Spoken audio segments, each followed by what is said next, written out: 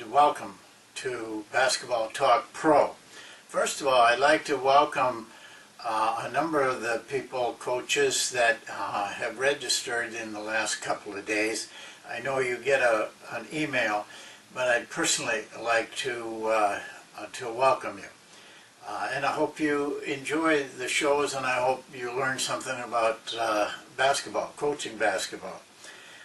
Today I wanted to introduce a different subject, global basketball. As you know, this program, what I try to do is talk to you about basketball. It's not all X's and O's. It's about coaching, and to bring to you how I see things that are pertinent to you as coaches. It's more like if we were sitting in a restaurant someplace or a lounge having a beer together and just talking, and during the course of that talk a lot of things come up that are part of basketball and are part of basketball coaching, even though it may not be the on the floor type of things all the time. But I wanted to introduce you to global basketball. Some of you, a number of the new registrants I notice are from foreign countries outside of the United States. But I think a lot of times in America we get tied up with our own team, our own community, our own league, and don't see what's happening around the world. Global basketball is getting very big, and thanks to the NBA, they've done a remarkable job of building basketball throughout the world. I just happen to have some experience in that, and experience with the NBA project. The NBA and a very wealthy man in China got together and decided that they wanted to have a basketball school that the training method be different than what is being used by Chinese coaches. And so the man in China built a beautiful facility, 8 full basketball courts, a couple of big weight rooms, classrooms, library, connected to a 9-story dormitory. And the NBA furnished me. I was to go there and develop a better training method for coaches. I had 14 coaches, and we ended up with about 87 players. The coaches were there all year long, and we trained them, and the players were there all year long. And so I had a chance to be around. I was there for a full year. I never came home. I had a lot of chance to be around Chinese basketball. That's all I did. I never left the city even, except when we had some camps in northern China. So I understood the problems. And you have to remember, I went there, I didn't know the language.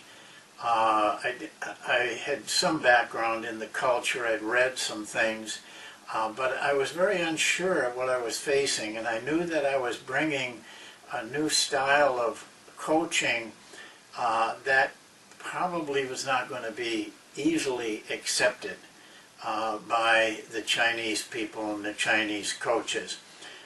But at any rate, we did get the school going, and I had a lot of opportunities to see coaches, Chinese coaches, because the school allowed these other teams to come in and use the facilities and the dorm. So we had a number of pro teams, Chinese pro teams come there, a couple high school teams, college team. They came there and trained because we had such great facilities. It was perfect for them. They had the dorm next door. We allowed them during the course of the day to have 3 of the 8 gyms. So I got to see them and talk to them a lot. I'd like to give you just a little history of Chinese basketball because it might be a little bit of a surprise to you before we get into the basketball thing. We all know basketball was invented here in 1891 in a YMCA in Massachusetts. What a lot of people don't know is that that YMCA was an international training school. They were training missionaries, YMCA missionaries, to go to different countries. Well, one of the things that they felt would help them was some type of sports to get involved with the building of the YMCA's. So they went to China. China actually had basketball in 1894, 3 years after it was invented. The YMCA that started in is still in China and is still operating. And so China has a very rich basketball background. The other thing that happened at the end of World War II and China became communist, Mao Zedong came in and outlawed, prohibited anything Western with the exception of basketball. Mao liked basketball and he thought it was good for the country. So it was able to grow during that period of time instead of being taken out of the picture. Baseball, for example, isn't played in China. They're trying to get it back now. A lot of Western things that were just completely wiped out. Basketball was not one of them. So it has a very rich basketball history, and but the situation is different there. The pro teams kind of dominate the atmosphere. They actually sign players at a very young age and keep them. Most of those pro teams will have anywhere from 40 to 50 players signed that are playing on a junior team and then what they call a third team. And so they keep their rights. Yao Ming was actually sent to school by a pro team when he was 9 years old and turned pro when he was 12 years old. From that time till the time he came to America to play for Houston, he practiced 4 times a day and stayed in a dorm. That was that's the way they did it and still do it in China. So my own experience was very good. I had no problems. We introduced a new system. It was very successful. The horror stories I'd heard about players not caring, having no passion, were not true in our school. The players were just like here. Same body, same everything. They just had no training. Their training was primarily skill work. I watched practices and never saw a scrimmage. They just ran drills over and over again. And so what hit me right away was Chinese players didn't know how to play. They had good skills. They could do all the drills really well. They didn't know how to play in a game. And so this hurt them internationally. They did these drills, but when it came time to play competitively, they weren't able to compete. So that was what we changed. In our school, they played 100 games. Most sports schools play 8 or 9 games a year, just in the tournaments. So, you know, we learned a lot. Now, I left there and I was invited back this last summer to speak at a clinic. And I will have to tell you, I was very encouraged. The NBA China, I went there and got the chance to see their offices, and of course I knew Greg Stolt and Cynthia Lang they worked with me at the school. But they're really making steps. They have some really good ideas for China basketball, and that's true throughout the world. NBA's got these offices in all the countries that are playing basketball. So they're making steps, and I really saw, I know that Greg and Cynthia have got some great ideas, and they will and if they can put them into use, it's going to help Chinese basketball grow.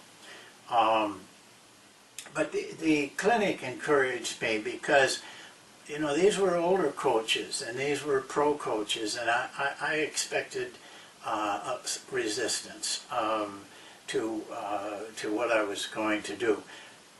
Most of the coaches that come over there, a lot of NBA coaches go over there and teach, but most of them just show drills and offenses. I made up my mind that I was going to take this just like I did at the school and show them not what to do, but how to do it. So I showed them how you build a system and how you run practices and do things with that system, within that system.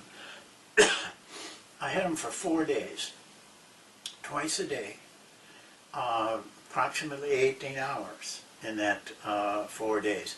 In the historically hottest heat wave they've had there in China for 140 years, and the gym was not air conditioned. So we didn't have the best situation. But I was really taken by how the coaches got involved. It started slow, but by the end of the 4th day, they were really interested. And this is a knock on Chinese coaches, that they have no passion for the game. That wasn't true. They were very into what we were talking about. A lot of questions, which is very unusual with Chinese coaches. They had video cameras that they brought so that they could remember everything. You know, I had a translator. One of the coaches in the pro league told me that he was going to run the system that we showed him in that clinic. I saw a different look in the Chinese coaches, and I am sure that throughout the world right now, these countries are new to the game compared to what we have. They don't have the resources that we have. And so I'm hopeful that something like this, I know that international coaches are signing up, that maybe, you know, we can reach out and share things with them. Because coaches, especially you young in the game right now, you are going to feel the impact of world basketball. I can assure you of that. So it's a good thing that you're aware of it, and because the day is going to come when they catch up with us. I'll leave you with this story about, it's kind of a humorous story, or at least I thought so.